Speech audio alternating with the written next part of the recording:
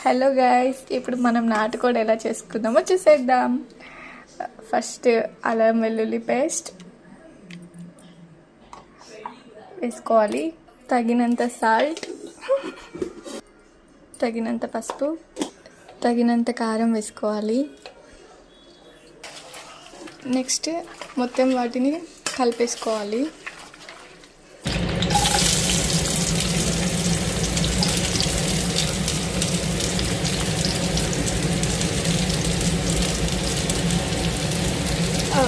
రెండు ఉల్లిపాయలు, 2 పచ్చిమిరకాయలు, టమోటాలు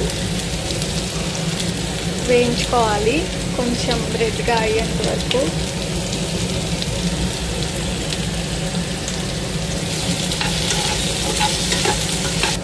ఇలా అయ్యేంత వరకు ఉంచుకోవాలి. సో తర్వాత మనం పొయ్యి మీద ఒక కడాయి పెట్టుకొని ఆయిల్ వేసుకోవాలి తగినంత. నెక్స్ట్ ఇవి ఆకులు వేసుకోవాలి అండ్ 2 చెక్క,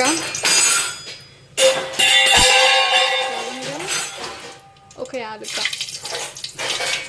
2 పచ్చిమిరకాయలు వేసుకున్నాం కదా, అవి కూడా వేసేసుకోవాలి.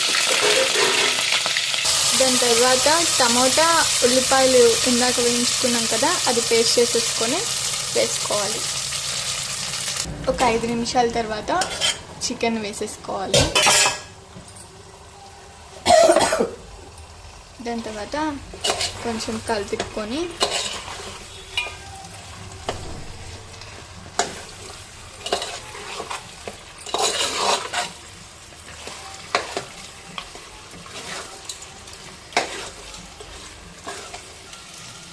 అలా కాసేపు చికెన్ని ఆ చికెన్ ఉన్న వాటర్తో ఉడకనించుకోవాలి.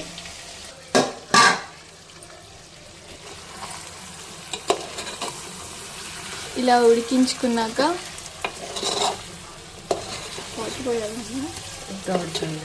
ఇంకా కొంచెం ఉడికించుకోవాలి. నాటుకోడి కదా, టైం పడుతుంది. తర్వాత తగినంత నీళ్ళు పోసుకోవాలి ఉడకనికి.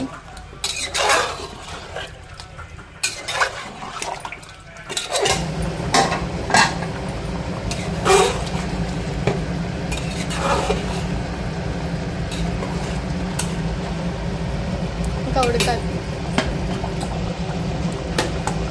ఒక 30 మినిట్స్ తర్వాత మసాలాలు వేసుకోవాలి. గరం మసాలా తగినంత,